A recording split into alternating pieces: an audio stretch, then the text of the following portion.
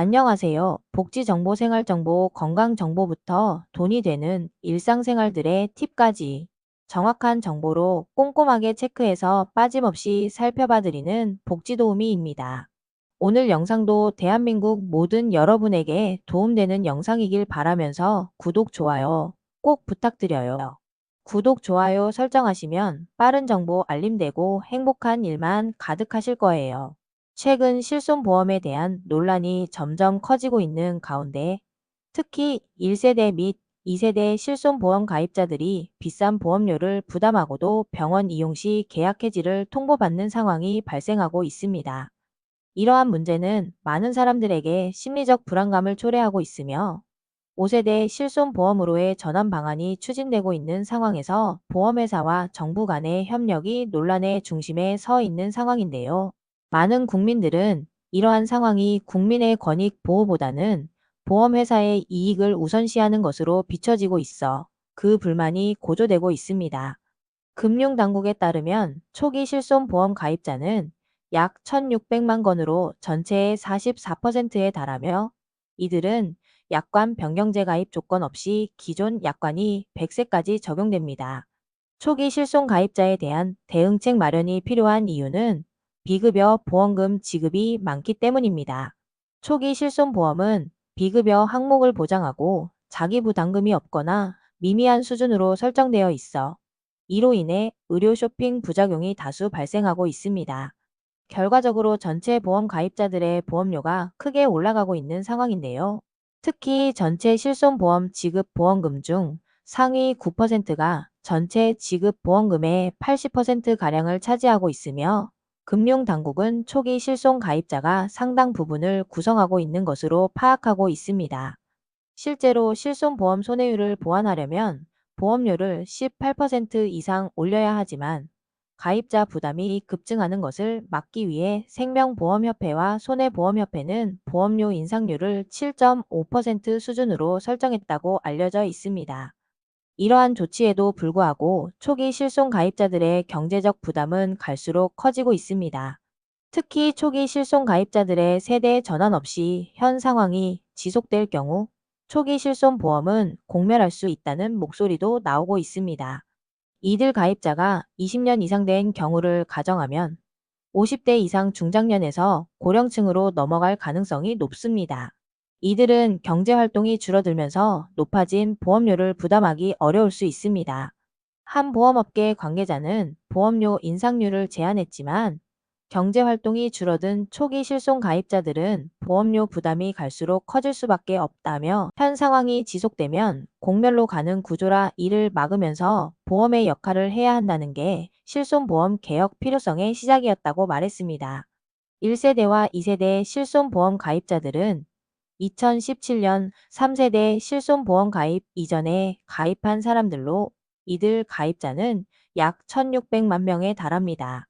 이들 중 상당수는 50대와 60대에 해당하며 대부분 은퇴 후 의료비 부담이 크게 증가하는 시점에 있습니다. 1세대 가입자는 2009년 이전에 가입한 사람들로 이들은 실손보험의 혜택을 누려야 할 시기에 있으나 실제로는 보험료 인상과 계약 변경에 대한 불안감으로 인해 많은 스트레스를 받고 있습니다.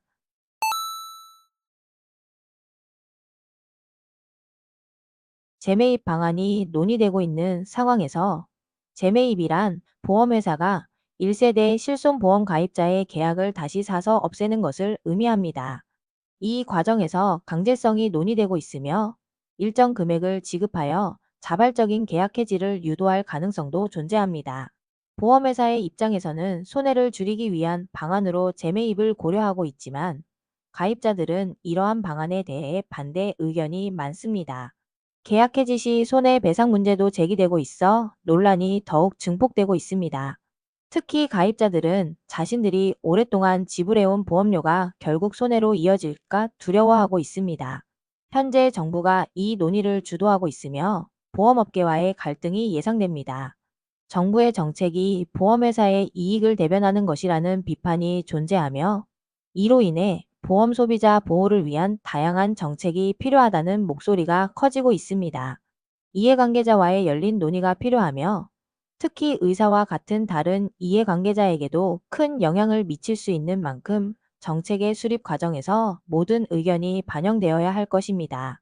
의료 쇼핑을 조장하는 일부 의사들에 대한 비판도 제기되고 있습니다. 비급여 실손보험을 통해 수익을 추구하는 의사들이 국민의 의료 접근성을 저해하고 있다는 지적은 심각한 문제입니다. 비양심적인 의사들의 행동으로 인해 국민이 필요한 의료 서비스를 제대로 받지 못하는 상황이 발생하고 있으며, 이는 국민 의료를 위한 필수 진료과가 외면받고 있다는 점에서도 문제로 지적되고 있는데요.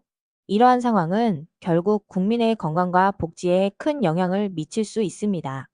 1세대와 2세대 가입자의 손해를 보전하기 위한 방안으로 5세대 실손보험도 논의되고 있는데요. 이 과정에서 3세대와 4세대 실손보험에서도 손해가 발생하고 있으며, 이를 해결하기 위한 새로운 보험 상품 개발이 필요하다는 주장이 제기되고 있습니다. 보험회사가 부담해야 할 손해를 소비자에게 전가하는 구조가 문제로 지적되고 있으며, 정부의 개입이 필수적이라는 목소리도 높아지고 있습니다. 이러한 상황에서 소비자 보호를 위한 제도가 마련되어야 하며, 보험회사와 정부 간의 협력이 더욱 중요해지고 있습니다. 보험 소비자 보호를 위한 제도는 현재 마련되어 있습니다. 보험회사는 실손보험 지급 시 독립손해사정사를 무료로 선임할 수 있는 제도가 있습니다. 이 제도는 보험 소비자들이 전문적인 대응을 받을 수 있도록 돕기 위해 마련되었습니다.